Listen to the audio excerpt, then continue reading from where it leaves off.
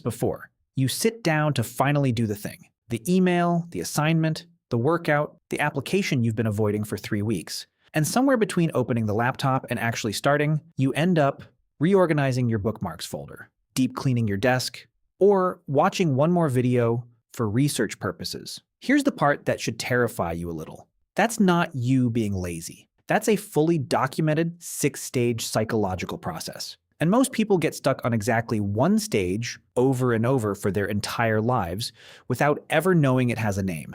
I'm Jeff, and today I'm going to walk you through all 6 stages of procrastination, the real ones, the ones neuroscience and psychology researchers actually track. And I'm going to show you why stage 4 is the one that traps almost everyone, including, statistically, you. Because here's the thing nobody tells you. Procrastination isn't a time management problem. It's an emotion management problem wearing a time management costume. And once you see the stages, you can't unsee where you keep getting stuck. Let's get into your brain. Before the 6 stages, you need to understand the fight happening inside your skull every single time you delay something. There are 2 main characters in this story. First, your prefrontal cortex, the calm, rational planner sitting behind your forehead. It knows the deadline. It knows the consequences. It wants to start the task now because that's the smart move. Second, your amygdala, your brain's threat detector. It doesn't care about deadline. It cares about one thing only. Feel dangerous, uncomfortable, or bad right now. Here's the twist most people get wrong. Your amygdala doesn't just react to physical danger. It reacts to emotional discomfort, boredom, ambiguity, fear of failing, fear of judgment, the exact same way it reacts to a physical threat. To your amygdala, an intimidating task and a genuine threat look almost identical.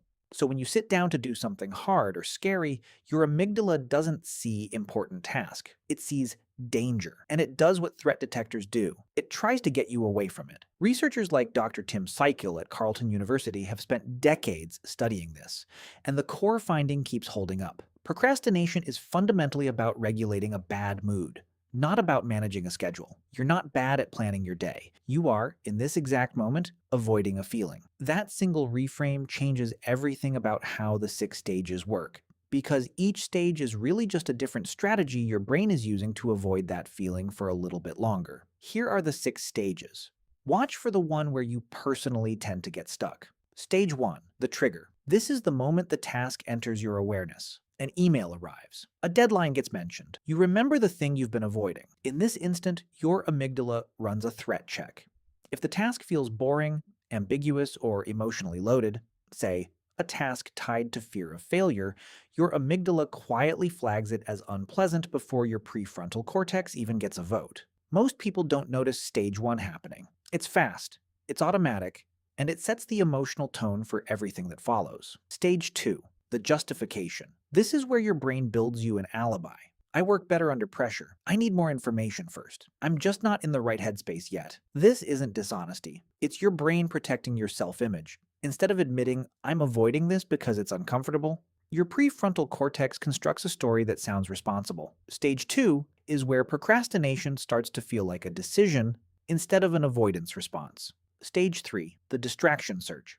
Now your brain goes looking for something to fill the space between now and the task. Your phone, notifications, a random YouTube video, small, low-effort dopamine hits that require 0 risk of failure. This stage is short, often just minutes, and it's really a bridge. It's your brain testing the waters, looking for the easiest possible escape route. Stage 4, productive procrastination, the trap. Here's where almost everyone gets stuck, and here's why it's so dangerous. This stage doesn't feel like procrastination at all.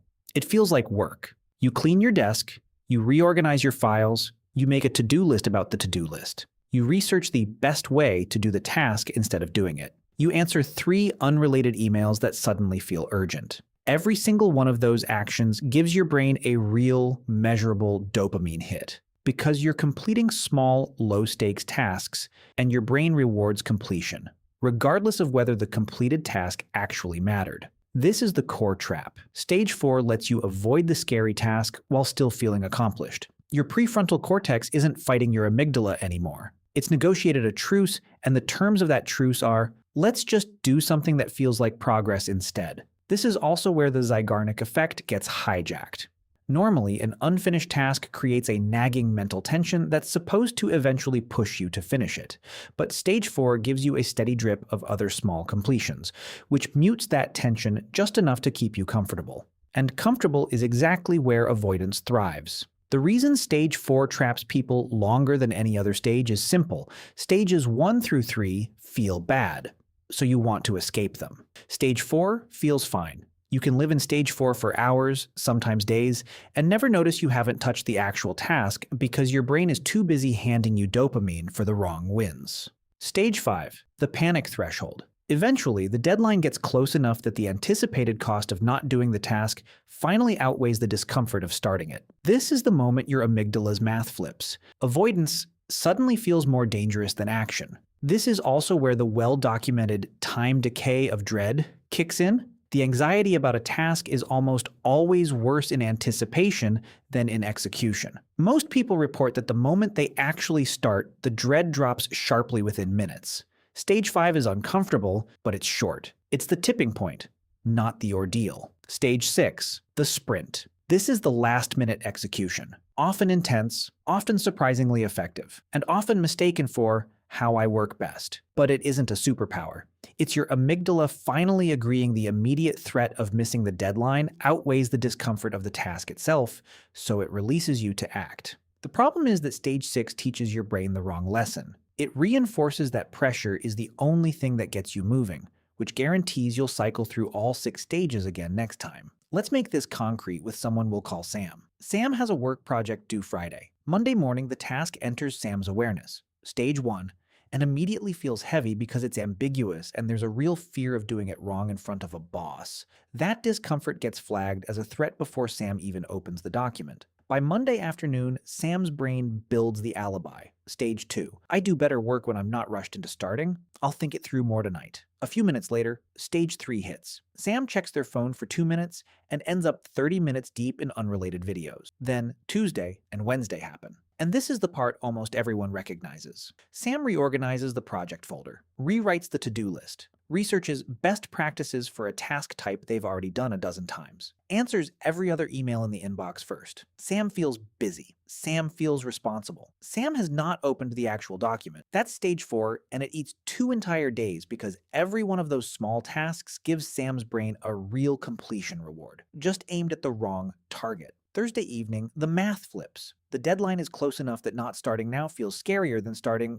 stage 5. And Sam finally opens the document, heart racing. And within about 10 minutes, exactly like the research predicts, the dread mostly evaporates. Sam sprints through the night, stage 6, turns it in Friday morning and thinks, I really do work best under pressure. Sam doesn't. Sam just spent 2 days trapped in stage 4. And the deadline pressure was the only thing strong enough to break the trap. Next project, the exact same 6 stages will run again, because nothing about the pattern got interrupted. Only this one instance of it. Here's the reframe, and I want you to actually sit with this one. You are not lazy. You are not undisciplined. Your brain is not broken. Your amygdala is doing exactly what it evolved to do. Protect you from things that feel threatening, and it genuinely cannot tell the difference between this task might expose me to judgment and this task is a physical danger.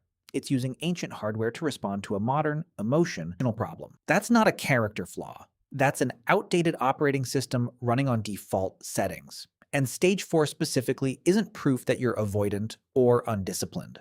It's proof that your brain found a way to give you real chemical relief without making you face the actual threat. That's not weakness. That's your reward system working exactly as designed, just pointed at the wrong target. Once you know that, the goal isn't try harder or just have more willpower. Willpower isn't a battery that runs low here. This is an active threat response, not depletion, which means the fix isn't discipline. It's making the task feel less threatening in the first place, shrinking it down, reducing the ambiguity, lowering the emotional stakes of starting. Because the moment the amygdala stops flagging the task as dangerous, stages 2 through 5 simply don't happen. There's nothing to avoid. So next time you catch yourself deep cleaning your desk instead of doing the actual task, stop and notice it. That's not laziness. That's stage 4. That's your brain giving you a fake win so it doesn't have to face a feeling it's flagged as dangerous. The fact that you can now name it means you can catch it earlier. Not perfectly, not every time, but earlier than before. And that's the whole game. You don't beat procrastination by fighting your brain. You beat it by understanding what it's actually trying to protect you from. Your brain isn't broken. It's just running outdated software on a task that doesn't deserve the threat label it got assigned. If this made you see your own procrastination differently, subscribe. Every week I break down another pattern running quietly in your head so you can finally work with your brain instead of against it. I'm Jeff. Leave a comment. I'll see you in the next one.